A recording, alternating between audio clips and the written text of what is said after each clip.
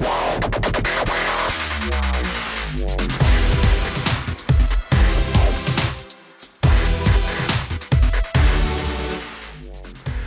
everybody, it's Tuesday, July 22nd, 2025. Welcome to the NFL Fantasy Football Podcast, where we're ready for two-a-days. It's me, your man, MG Marcas Grant, joined by Michael F. Florio and LaQuan Jones. And happy Tuesday, I guess, everybody. I have no idea where I'm going with this. Welcome back from New Orleans, though, Florio. How was the trip?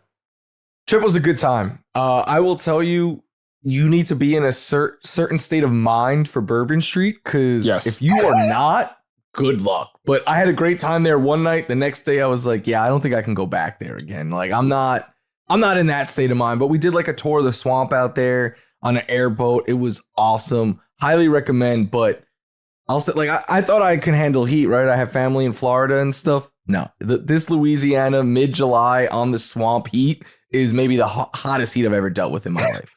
It's a different heat, man. I've been in New Orleans. I've been to Houston. It's a little bit different down there. You melt and you don't sweat. Yeah, the heat and the humidity. It's like you take a shower and you get out of the shower and you need another shower. Like it's just. I was showering like 3 times a day. It is. That's just kind of how it is, man. It's different. But glad you had fun. What did you find out, as Steve Smith Sr. once told us? Did you determine if New Orleans is too dark or not? He's right. I'll give him that 100%. Like there's a lot of area where even on Bourbon Street, like. It's kind of dark, except for like the really bright bar lights, because they want to. It's very overstimulating in that sense. But like when I walked around like the kind of where we were staying, I literally said to one of my friends, I was like, Steve Smith was right the whole time, and they had no idea what I was talking about. I had to like give them the backstory. Oh, man. All right. We got some fantasy stuff to talk about today. We will do some training camp questions on the NFC side of things. Also, kind of some draft updates, guys, that we are drafting a lot of, guys that maybe we feel like we need to get some more of coming up as we get closer to the start of the season. But first, a few things that are news-ish, if you will. Jaylen Wright says he's ready to be more involved in year 2 in the NFL. Says, quote, I can be a top back in this league. I mean, look, we've seen the talent, but LaQuan, there's a guy there in Miami in Devon Achane who's proven he can be explosive and be a big playmaker. Do you believe, or do you think Jaylen Wright can actually cut into Devon Achane's workload this year? I think he should, because we've seen Miami run this 1-2 punch, and he has the size of Raheem Mostert. He's just as explosive. And you look at his time in Tennessee, he was very efficient, 7.4 yards per carry. I mean, this was a mediocre old line that he was working when he still was explosive. You look at the small opportunities that he was getting last year. The one time he cracked 10 touches was in that New England game, and he was very explosive in that game. He had 3 runs over 10 yards. So you're seeing that there's some type of talent there that you need to start implementing in this 1-2 punch. But obviously things crashed and burned very early in the season when you removed Tua. But the talent is there, man. I definitely think, he is very cheap in these drafts. So like I've been stashing him. I've been watch listing him, when the redraft season comes out fully outside. He's a name that you should honestly just keep on your radar. Florio, how are you feeling about the Dolphins offense? Because I've been I'm not out on them, but I've been very hesitant to draft a lot of Dolphins. I'm not certain about them this year. And it makes sense because, like, I know you could say this for any team. Like, if their starting quarterback goes down and fall, like if Lamar Jackson misses time, the Ravens offense falls. Josh, but like, we've seen it time and time again with Tua and the Dolphins, and his situation is a little different than others.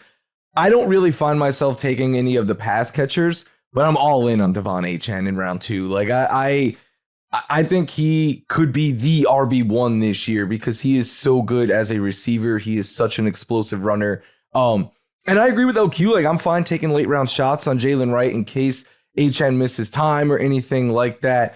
I think he'll have a role because every RB2 has a role in their team's offense, but I do think the valuable touches, the goal line, the passing downs, like that is going to go to Devon Achane, and I still do think he will be the lead runner each game for this team. As long, like I don't think people realize he scored more fantasy points per game than Saquon Barkley when he had Tua Tagovailoa out there last year. So he was awesome, and I think he can do that again.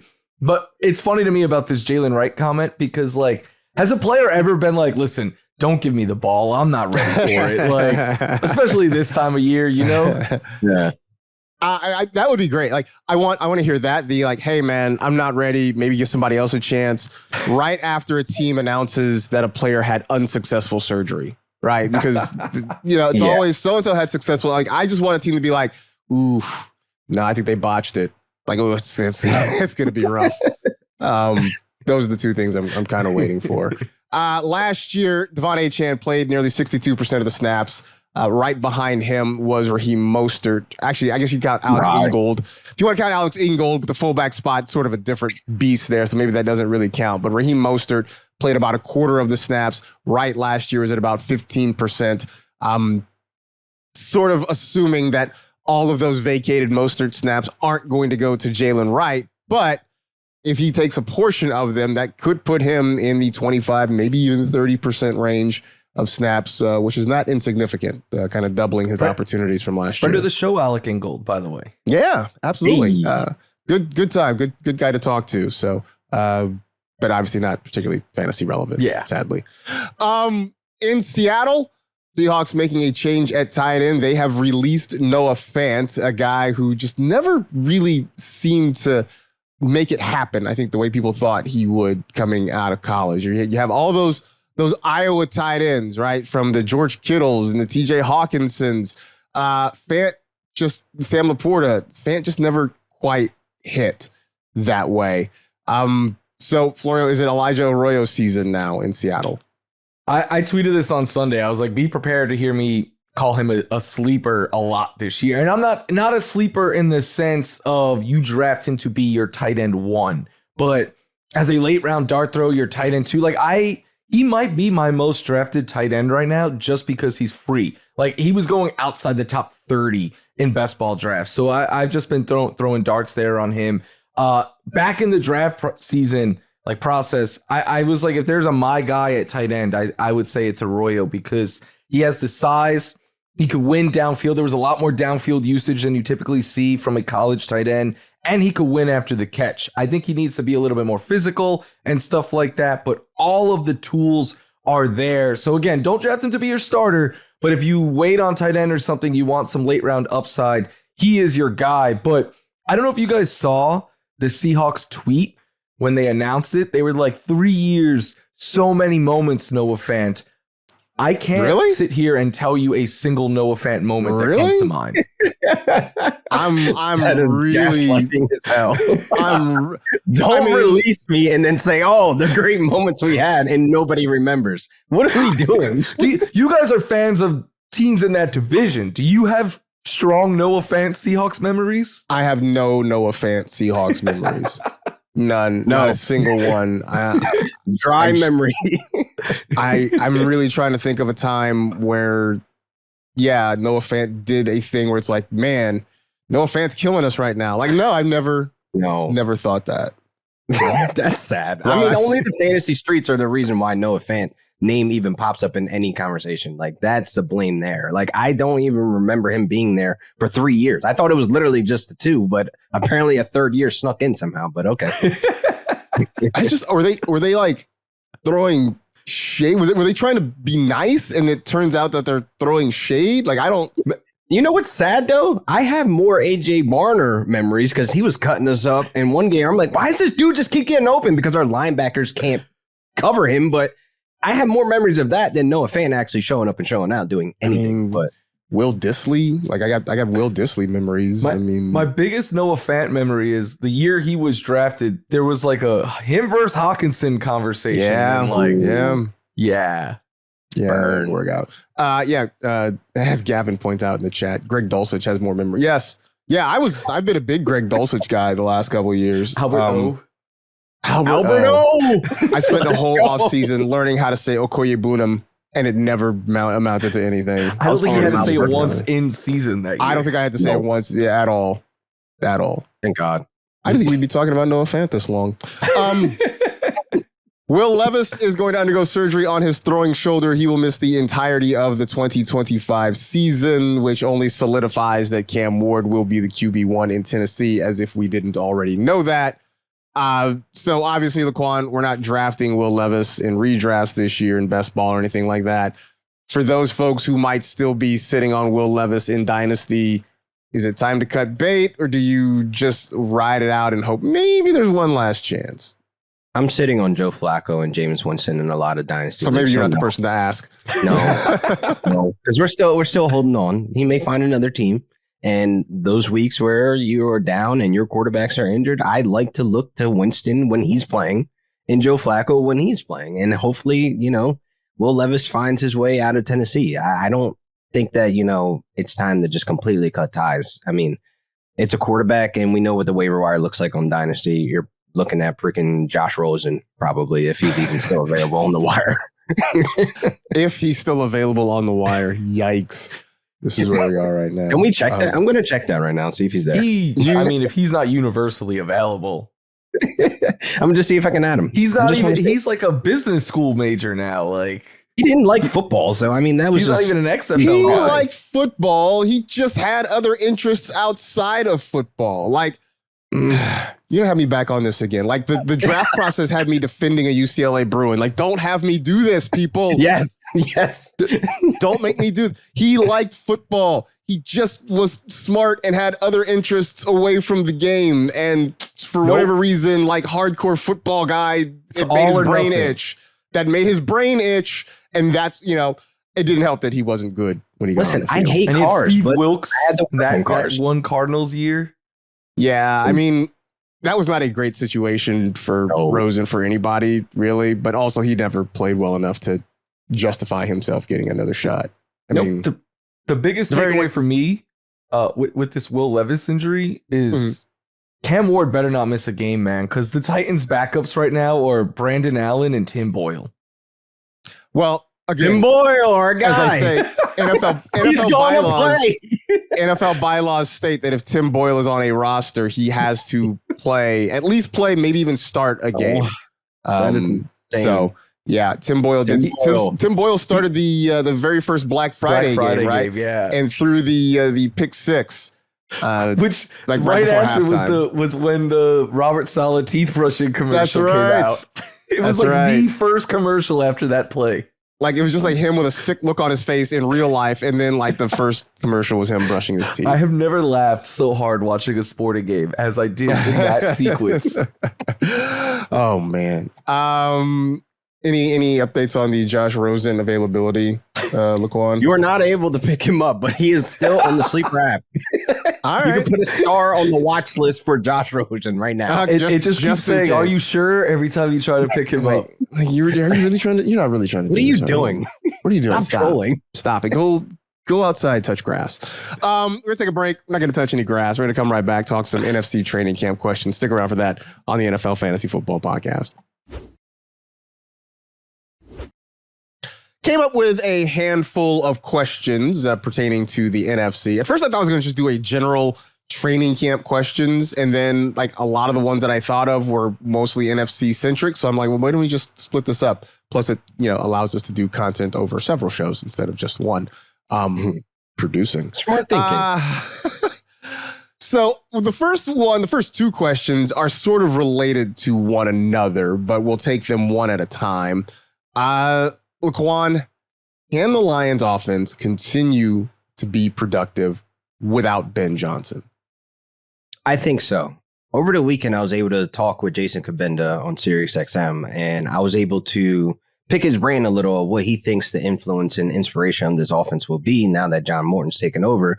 And he basically reassured that, Goff has his confidence in John Morton stepping in. And I was actually surprised of some of the things that Jason Kabenda was saying about this Lions offense. And he was saying that John Morton wants to be more aggressive going downfield. Now, this has been said. If he wants to be more aggressive downfield, he was just saying like how explosive this offense can be. Even a hot take of him saying that Jameson Williams might lead this team in receiving yards, having more yards than Amon-Ra St. Brown. And I'm sitting here thinking like, wow. But when you look at Bo Nix last year, because that's where John Morton was, and Bo Nix was chucking that ball down the field. 17 touchdowns, 11 interceptions, but that's a little wishy-washy. But Jared Goff is one of the best deep ball throwers in the league right now. And I definitely think if John Moore can tap into that, being more aggressive going downfield, I think this Lions offense doesn't skip a beat. I think they keep on going, keep being headaches and giving these defenders hell with Jameson Williams being explosive, Amon-Ra, even Sam Laporta. So I think that there won't be such a huge regression of this Lions offense just because Ben Johnson's not there. It just may look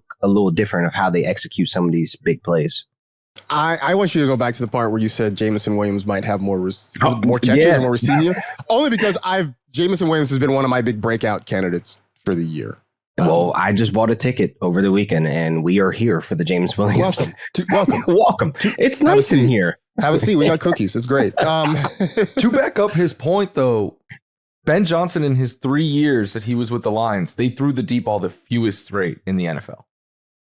I don't think people realize that because we think of the Lions as explosive, but it's highly efficient. It wasn't like they were chucking it downfield, you know? No.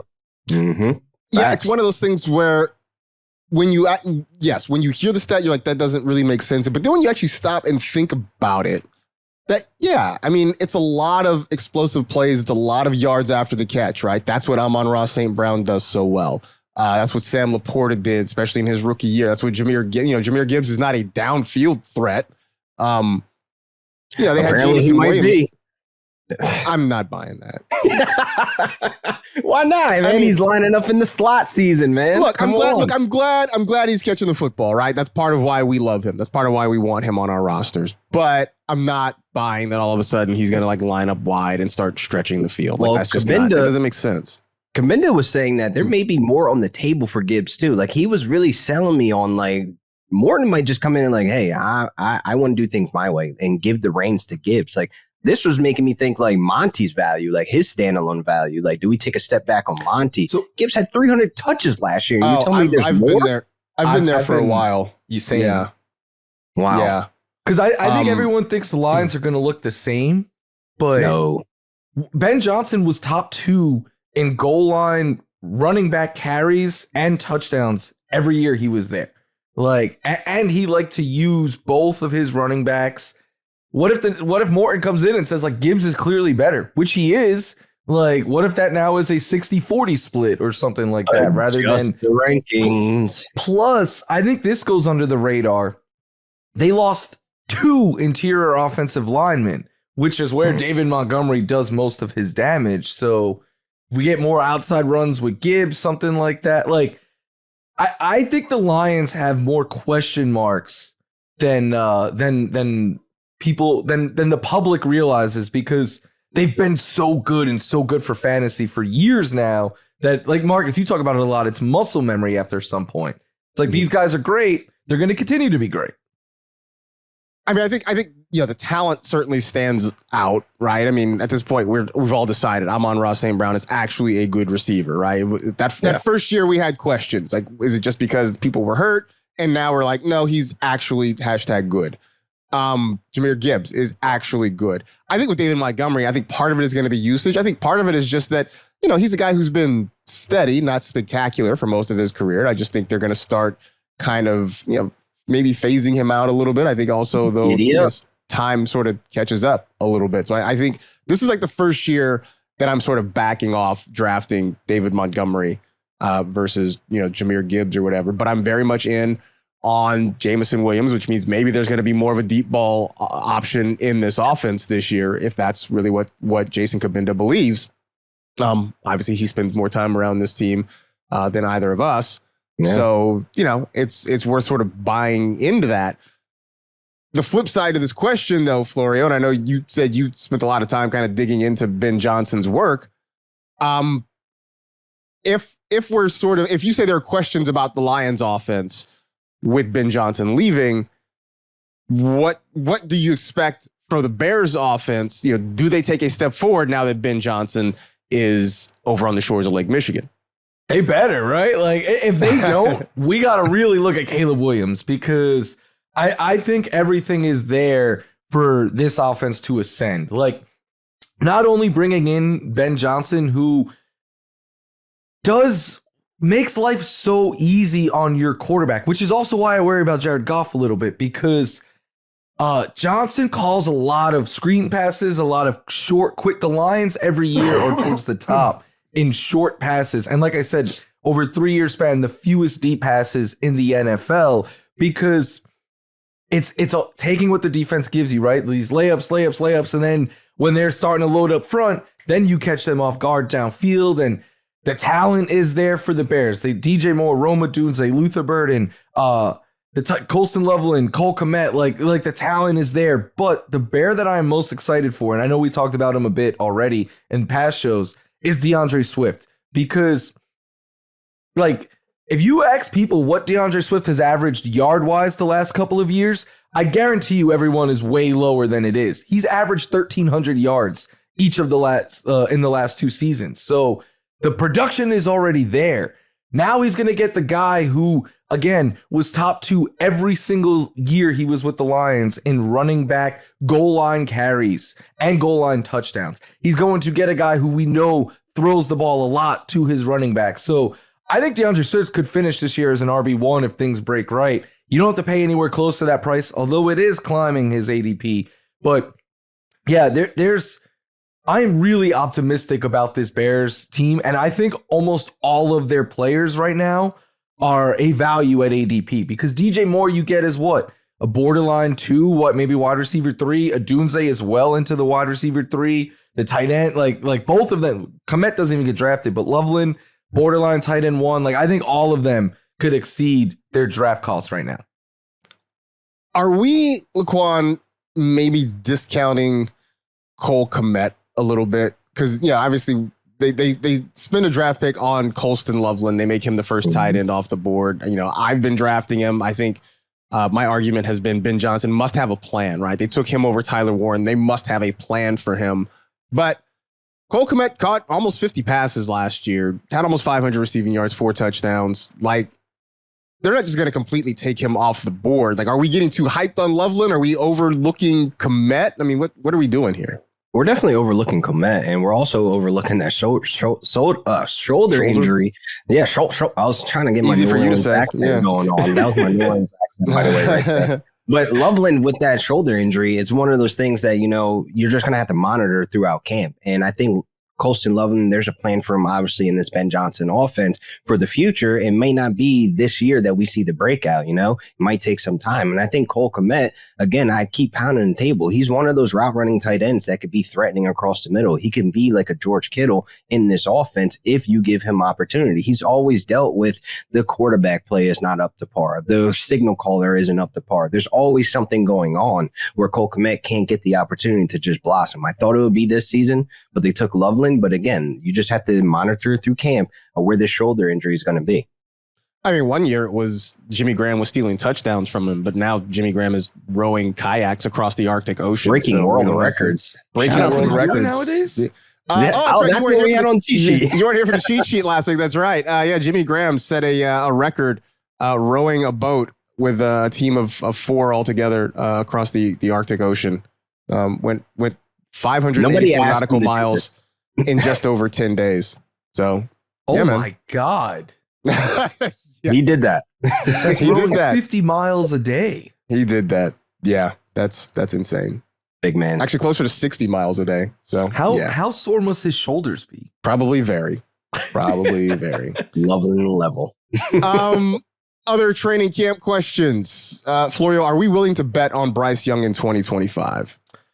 I am, because of where he's going in drafts right now. Like, he's still going as a low-end QB2, and I don't think people fully realize how well Bryce Young was playing down the stretch last year. After he became the starter again, remember they benched him for Andy Dalton for a couple games. Yep. He averaged 18 fantasy points per game. From week 11 on, it was over 20 per game. And that was largely because of the 5 rushing touchdowns he had. I know those could be hard to bank on, but I think the fact that he looked more comfortable as a runner like that, we did not see that at all from him as a rookie. He looked much more comfortable in that regard. And then, let's not forget during that stretch, Deontay Johnson was supposed to be his wide receiver one, and he was on like his 8th team by that point already. So now he has, in Tetairoa McMillan, he has a new wide receiver one there. Leggett, Thielen, Jatavion Sanders. Like, there's not a lot of proven high-level talent there anymore, but there's a lot of upside still with all of these young guys that were early round picks. So, again, not drafting him to be your starter or something like that, but if you want later round upside, I think Young brings it. Yeah, I did like you pointing out that because I felt like late in the season he was good, but like kind of meh. But you mentioned he averages 18 fantasy points per game in the back half of the season, and I'm looking right now. Week 12, he had 16 and a half. 13, week 13 was 23.6, then 13.5, 14, 27, 16. Then he finishes with 36, in week 18. Wide range of outcome kind of guy. Wide range of outcome kind of guy. I do think there's some untapped potential in that rushing upside because 90% of his rushing yards came after he came off the bench. And he was on pace, on a 17-game pace. If he would have kept this energy, this same rushing upside and instinct, he would have been in that 400-yard mark for rushing yards. And I think that adding that to his game, not having that trust in his O-line, because we saw 2023 how bad that O-line was. He needs to tap back into that rushing upside and that instinct to get in and out of that pocket. If you're telling me I can get Bryce Young with 400 yards on the table for him, if we can keep on this pace of what he was when he came off the bench, he's in the same marks of what Caleb did last year on the ground. Bo Nix, like you're getting that upside with a guy that is incredibly cheap right now as a QB2. And like, if you're taking some of these risky gambles in these drafts, and I'm talking about you go and get Dak, he has some injury history, but Dak could be a top 5. But if you're unsure there, slap a Bryce Young there because coming off the bench, like Florio said, 18 fantasy points per game, he was QB 14 in that range. And I'm like, oh, okay, well, there's top 12 upside here and you can win leagues with a top 12 quarterback. So I think, if you're not too sure about Patrick Mahomes, slap Bryce Young as your QB2. Like, you just have to have that security, but I do think there's upside there. One thing I thought was interesting, because we had the chance to talk to both Adam Thielen and Xavier Leggett this offseason, and while they didn't necessarily come out and say it outright, I got the sense from both of them, especially from Leggett, that I think the guys in the huddle weren't thrilled with the idea to bench Bryce Young when it happened. I think the guys in the huddle saw the growth. They saw the development. And I think the sense was that the coaching staff maybe they had too quick of a hook on it. Because both Thielen, like week 3? Yeah, week it 4? was very, very early in the season. Yeah. And I think both Thielen and Leggett, they sort of, again, they didn't come out and just outright say it, but just sort of how they talked about it gave me this feeling that, they really believed in Bryce Young. And I think they were both happy to see him have some success after he came back off the bench. And I don't think it was any shade on Andy Dalton. It was just more about believing in the young guy who's supposed to be the future of the franchise right there. So they did lose their first 2 games by a combined score of 73-13. Yeah, that's bad. But if you're giving up 73, that's just as much on the defense. Look at the defense. That's not all the quarterback, right? Defense sucks. I got us 13 points. But also, if we want to play that game, remember because one of those games was to the Saints. Remember how the Saints scored like 91 points in their first 2 games? Yeah. We're like, oh, this offense might be for real. And then I think it took them like 5 weeks to score 91 points again, like combined or something like that. It was bad. So I don't know. Just saying, maybe the first 2 weeks is not a whole season. That's all I'm saying. I'm going to ask you this specifically, LaQuan. Oh, no. Is Jackson Smith-Njigba ready to be an outside receiver? Corollary to which is Cooper Kupp going to eat in Seattle? Listen, I don't know why they're accommodating for Cooper Kupp to be in that slot. I don't know if we're ready to see JSN play on the outside. We've had a very small sample size of him playing as an outside wide receiver. Not saying he can't win. He's shown he could be effective. Back-to-back seasons when the quarterback is targeting him, he had 112 passer rating in back-to-back seasons. So it's like he can be effective out there, but I don't know what a full season looks like with him exclusively playing on the outside.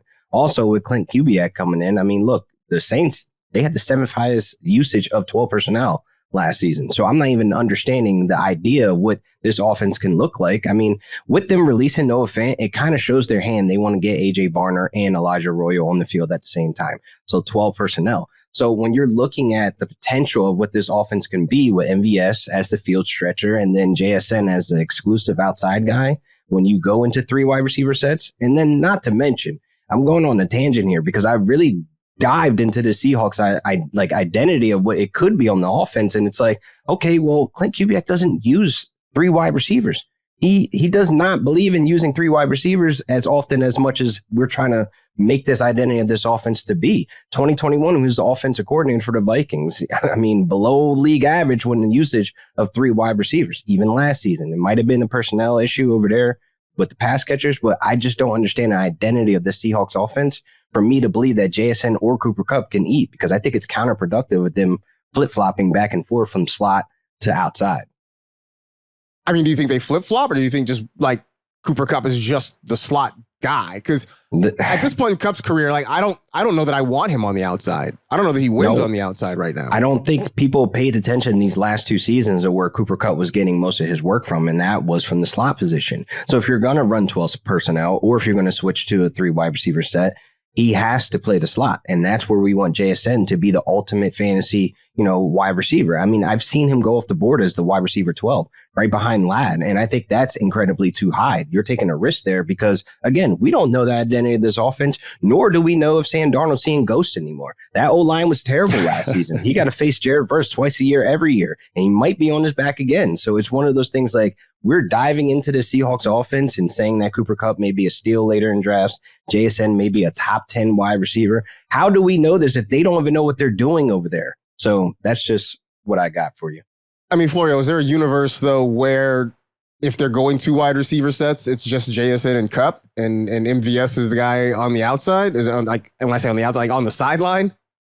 Yeah, like I think we will see some 3 wide receiver sets sprinkled in, probably not at a heavy rate like LQ was saying. But I could see these two splitting time pretty consistently between out wide and in the slot, like Kupp and JSN. And if that happens, like I've seen people be like, well, JSN is really talented and he could play out wide. And I don't disagree, but he was the most effective slot wide receiver last year. So is he going to be that effective out wide? I don't think so. So that dings his value right there. Cooper Kupp isn't as good in the slot at this point as JSN, and I would probably argue he's not as good out wide as JSN, so you should build your offense around JSN and put him where the best spot is to succeed. But I'm worried, and I have concerns about this Seahawks offense, especially, look, I know Clint Kubiak, a lot of motion, a lot of zone, everything. We got excited, like you guys were saying about him last season. That didn't work out after the first 2 weeks with the Saints. We got excited about this Seahawks offense last season with Ryan Grubb. That didn't work out. And it's worse this year. So I find myself not really investing a ton, especially you got to take JSN as a top 15 wide receiver. Yikes. I don't have him ranked that high. He's a little bit lower for me. So I don't really, it's usually Kenneth Walker or no one or unless Elijah Arroyo. But even Kenneth Walker, like, depends on the build and stuff. I don't find myself super Stay in healthy. Seattle. Yeah, that's all. Well, I mean, we know you're out on Kenneth Walker, right, LaQuan? You're just not a Kenneth Walker. He's a guy. dark horse to be a top 5 running back, but for my rosters this summer, I can't invest. Like I can see the vision. I can see the talent. He's one of the most elusive backs in the league. He is great when he's there. He was on pace for 70 targets last season, or was it 70 catches? I might have that wrong. But the fact that he can't stay healthy is why he hurts so many fantasy rosters. Like I'm not willing to jump in and invest in that. He's one of those players that because I have like double-digit teams, I want him on a couple rosters. But if I had like 1 or 2 teams, I'm fine not having him on there. Yeah, I'm not losing sleep. Not at all.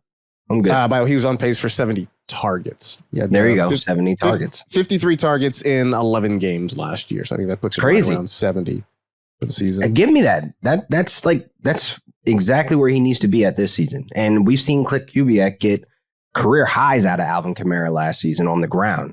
So I feel like, if you could do the same with Kenneth Walker, if he stays upright, sprinkle in Zach Charbonnet a little bit, So, you can carry the load, evenly with them too, maybe. But I think Kenneth Walker being used efficiently rather than a workhorse probably works better for him for fantasy. All right. But Cooper Kupp, best wide receiver in the division, right? Stop. Why are you trolling? You come from New Orleans and start trolling, bro. Stop. Oh, that's funny. All right, we're gonna take a break. Oh, actually, no, one more question. I forgot it. There's one more.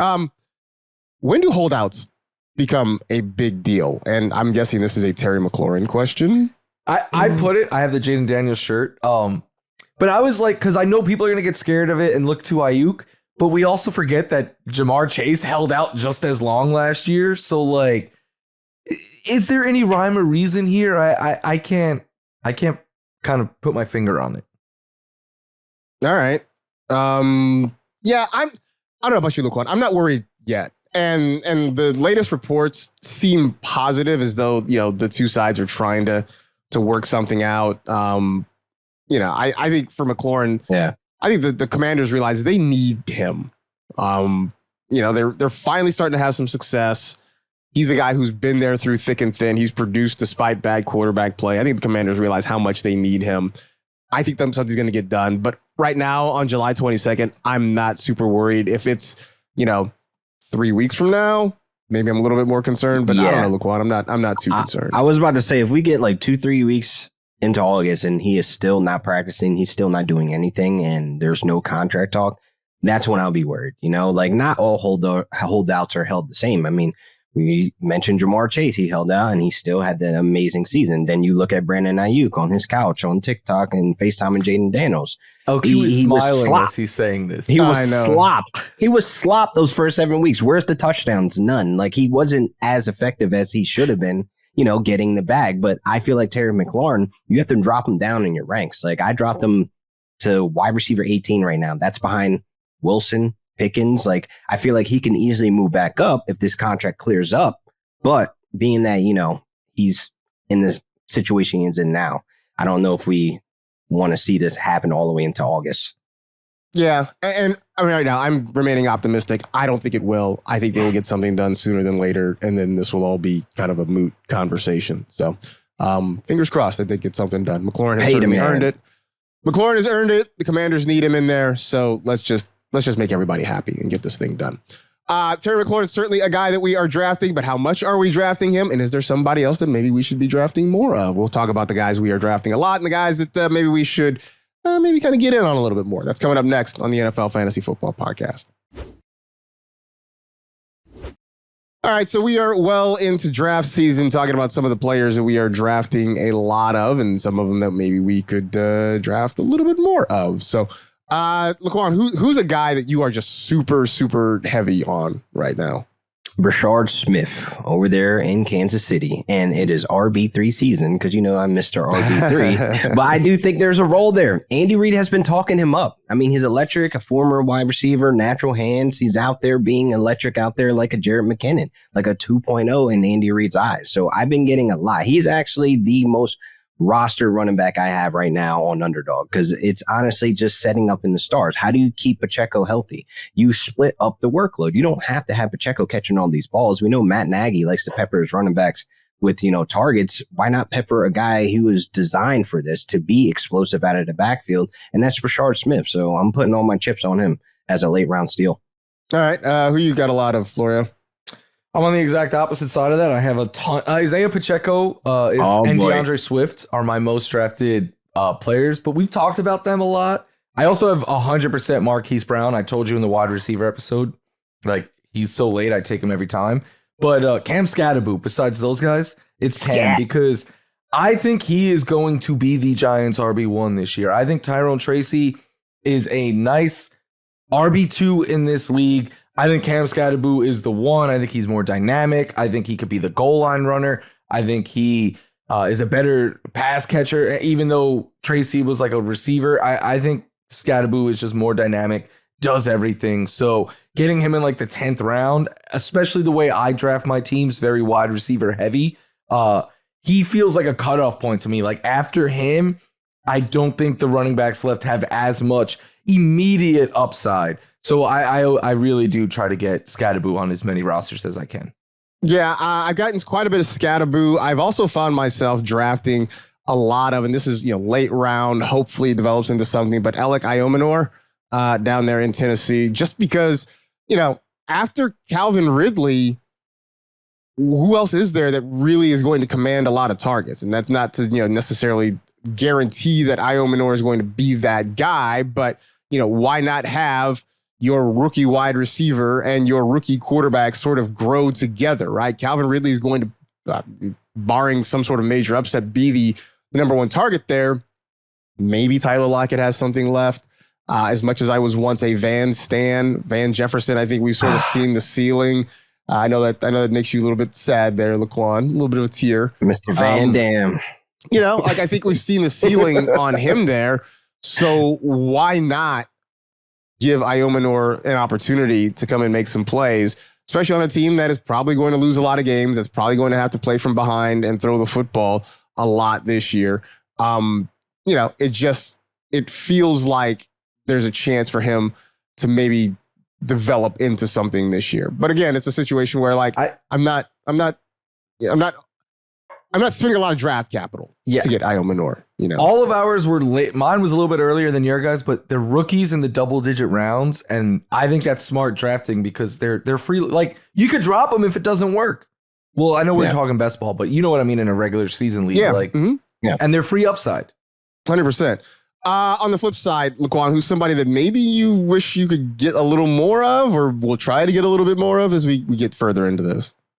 George Pickens, man. And I've been drawn back on him, obviously, with we've seen from him. But I'm actually starting to put the puzzle together of what he can bring to this Cowboys offense. Like, we know when Dak's healthy, this is a top 5 offense in scoring and total yards, whatever you want to call it. This is a top 5 instill Cowboys offense. Now you give Pickens a quarterback like Dak and you give Dak a wide receiver too, like Pickens, this only elevates this entire offense. Like, you're going to have to worry about having CD killing you in the middle, or even Jake Ferguson. You're going to have to worry about doubling CD and letting Pickens beat you down the perimeter. That is real nightmares for defenders. And I think with that long ball, Dak, he becomes even more higher in value in fantasy. He's a top 3 quarterback in 2 seasons ago. We're forgetting that he could put up damn near 40 total touchdowns. He had 38 twice in his career. So I think we get into that 45 touchdown mark. We get into that Joe Burrow talk. We get into those touchdown ranges where Pickens is going to eat some of these. I can see 10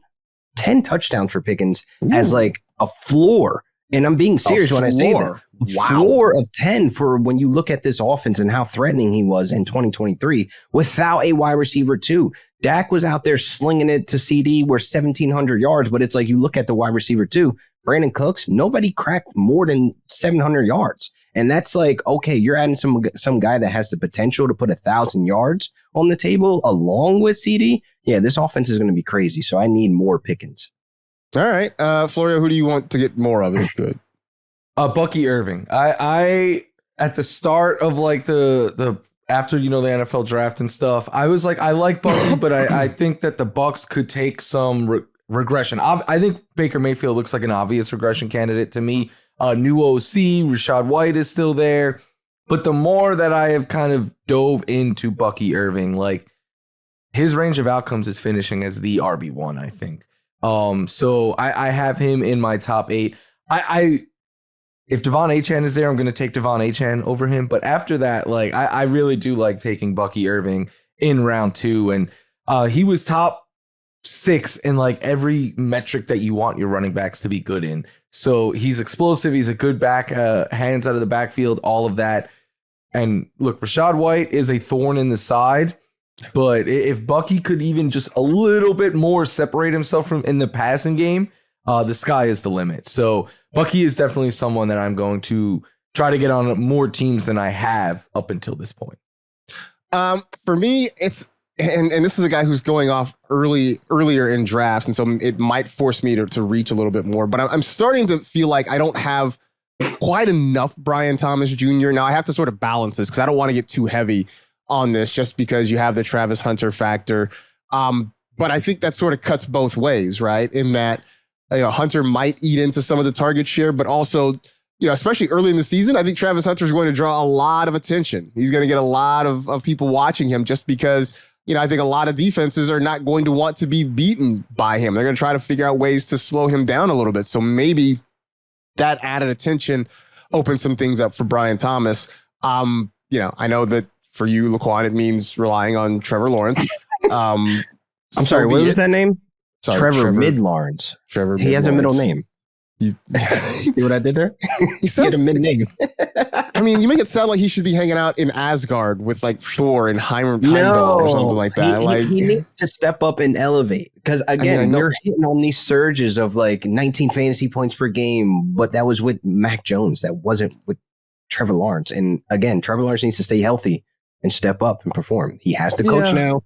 So this is the year, right? Are we going to be like, this is the final year that we can have this Trevor Mid-Lawrence hype train? I don't know. Like, I don't know if there's a hype train anymore for Trevor Lawrence. I mean, I think fantasy streets are very blind. Really? I feel like people are sort of like, okay, there's still something there, but I think the idea that he's going to be this transformational quarterback, I think that ship has sailed already. But I think there's still wow. I mean, I think there's still belief though that some people can't utter those words. Good. Some folks can't. They still have the John Elway and Andrew Luck comparison in their mind. It's in their vision. With Liam Cohen, it's to the moon. I guess it's possible, but I feel like at this point, this is the year for him, right? Like if he doesn't do it this year, I don't know. I mean, they've committed to him for real. But like if it doesn't happen this year, I think everyone's going to be like, yeah, he is what he is. Yes. Oh, you mean in fantasy? Yeah, probably. I've kind of like I don't think he has a ton of upside, but he's one of those guys that there's a big group of guys like this, I think, that could volume their way to a QB1 finish. I don't think he's ever going to blow you away, but it wouldn't surprise me if at the end of the year he's in that like QB10 or 11 in total points just because the offense he's in and the weapons around him. Yeah. Yeah, I mean that's certainly possible. I think he could be. I think he could be a QB1. I think that's certainly possible for him. But the hype that I'm talking about is it's strapped and attached to Brian Thomas Jr. I mean, look, I have no problem him going in the second round, early second round, but we're seeing him go as high as like the 110 over Nico, over guys in debate like Drake London. Like I feel as though there's more risks in that pick of having that hype, put him that high, where I could just sit and get a Drake London and feel a lot more safer. I keep saying it, man. AJ Brown should be going ahead of all these guys. AJ Brown, exactly. I mean, yeah. Well, but I part of the reason I said Brian Thomas though is because I've drafted quite a bit of Drake London for sure. I've drafted a decent amount of AJ Brown. I mean, on forever. Not hiding it. So, like, I kind of want to balance that out, though, right? If I've got London, I've got Brown. I kind of want to balance that out and throw some BTJ in there. McConkey. I've got a little bit of Lad, too. I mean, everything keeps coming up Lad. Everything keeps coming up Lad. I mean, sure, Trey Harris is there, but, Mike Williams is retired. Oh, come on, Florio! Don't do that. Don't do that. It's not against him. It's like you gotta be there, right? Like you gotta sign and play. And I'm not against. I've said this before here. I'm not against Lad being your wide receiver 2 in draft. But if you're waiting and you go running back in the first round for him to be your 1, you're going to be hurting. That's all I'm going to say. We're in a Greg Roman offense. His peaks of fantasy wide receivers: Sammy Watkins, wide receiver 15, and that is in a good offense. McConkey was better than that last year. Yeah, okay, but more games played, right? There was more games added, so we're adding more games. But everyone gets more games. But listen, what I'm saying is that we're going into this season thinking we're going to see what we saw on the back end. It's going to be a run-first offense. It's a low pass volume. He's not going to hit those ceilings that everybody is projecting for him. That's just my standpoint where I'm sitting at. Yeah, except it's just getting harder to figure out where those other targets go. Like, who absorbs all those other targets? I mean, maybe it's Trey Harris, but with Mike Williams. I mean, I'm not on the Johnston train. You got folks out there saying 30% target share. Chargers social media is trying to make us believe in QJ again. You see, it's being forced down our throat. And here it is. Pause. But here it is. So that means good things for Lad McConkey, who no one can guard. I mean, it's just the way, no matter how you spin it, it keeps coming back to Lad. It does. It keeps coming back. Unfortunately. I'm going to buy a Lad McConkey shirt of some kind just for this podcast. I actually have 0 shares of him that I'm looking right now. Andrew Ladd McConkey could be his year. Who knows? If his name was Andrew, he would not be nearly. If he went by Andrew, if he was just like Andy McConkey, no, he's a fifth-round pick. Yeah, Andy McConkey is not getting drafted. Andy McConkey is a kicker. That's what. My friend has a theory that in fantasy sports, players with cool names get hyped up more. They do. That's an interesting theory. We should look into that. We actually should kind of look into that for sure. He calls it the cool name theory. It's not a very creative name. All right, well, that's all it needs to be, though. We live in a world where athletes get nicknames based on their first initial and the first part of their last name. So, what are we? Juju is always his go-to example. Like, he was like, "Yo, if he's John Smith, he's going John 3 Smith. Rounds earlier in fantasy." No, you're right. I mean, look, when LaMichael James changed to LaMike James, like he started dropping punts. It was bad. Like LaMichael James didn't do that. LaMike has no, you can't go by that. No, it's just terrible. You can't do that. All right. That's a good spot for us to end this episode. We appreciate you hanging out with us, of course, here on the NFL Fantasy Football Podcast. Stay happy, safe, and healthy. Do good and live well. Back with you on Thursday for a live edition of the Cheat Sheet. Check it out at 1 p.m. Eastern, 10 a.m. Pacific. Thanks to Gavin for hanging out with us. For the rest of you, enjoy the week, everybody. We'll talk to you again on Thursday.